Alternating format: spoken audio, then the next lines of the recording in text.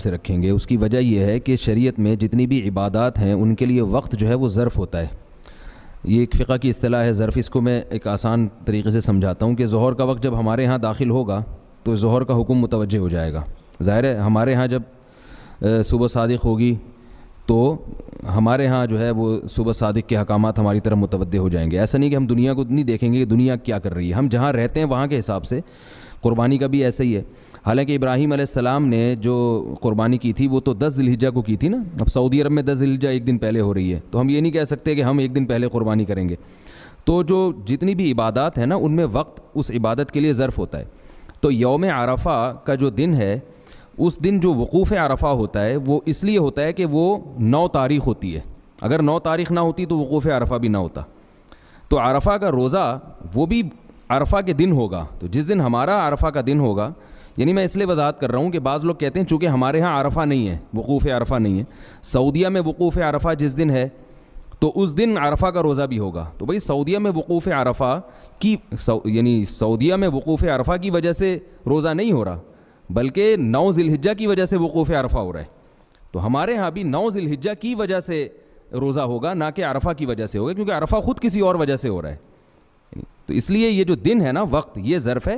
تو اس میں جو عبادت کی جائے گی اس وقت کو ملحوظ رکھ کے کی جائے گی، اس لیے ہم اپنے حساب سے 9 ذی الحجہ کا روزہ رکھیں گے۔ بسم اللہ الرحمن الرحیم۔ آج ذی الحجہ کی پہلی تاریخ ہے۔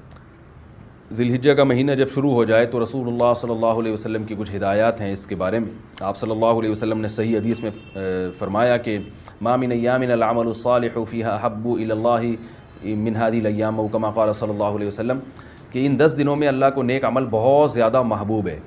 تو یہ جو پہلی تاریخ سے لے کے 10 تاریخ تک کے ایام ہیں، ان میں کوئی بھی نیکی کی جائے، روزہ رکھا جائے، تہجد پڑھی جائے، صدقات و خیرات کیے جائیں، یا کوئی بھی نیکی کا بھلائی کا کام کیا جائے تو اس کا ثواب عام دنوں سے زیادہ ملتا ہے۔ دوسری بات یہ کہ یہ جو ایام ہیں ان کی قرآن مجید میں قسم بھی اٹھائی گئی ہے، والفجر ولیال عشر، قسم ہے فجر کی اور 10 راتوں کی۔ تو جمہور مفسرین اس طرف گئے ہیں کہ ان 10 راتوں سے مراد ذی الحجہ کی راتیں ہیں، تو ان کے دن کی بھی فضیلت ہے اور رات کی بھی فضیلت ہے۔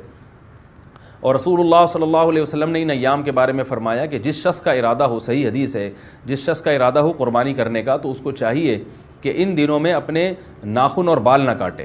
تو بہتر ہے، مستحب ہے، کوئی فرض واجب نہیں ہے، لیکن افضل یہ ہے کہ جس نے قربانی کرنی ہو تو وہ پہلی تاریخ سے لے کر جب تک قربانی نہ کر لے وہ اپنے بال اور ناخن نہ کاٹے، افضل ہے یہ۔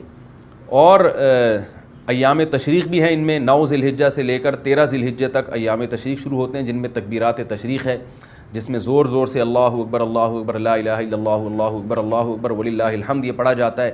یہ بھی انہی ایام سے منسلک جو ایام ہیں ان کی فضیلت کی بات ہے۔ اور 9 ذی الحجہ کے روزے کی ایک الگ سے فضیلت ہے، عرفہ کا روزہ جسے کہا جاتا ہے۔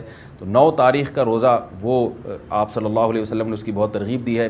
تو یہ چند احکام تھے جو ان 10 دنوں سے متعلق تھے۔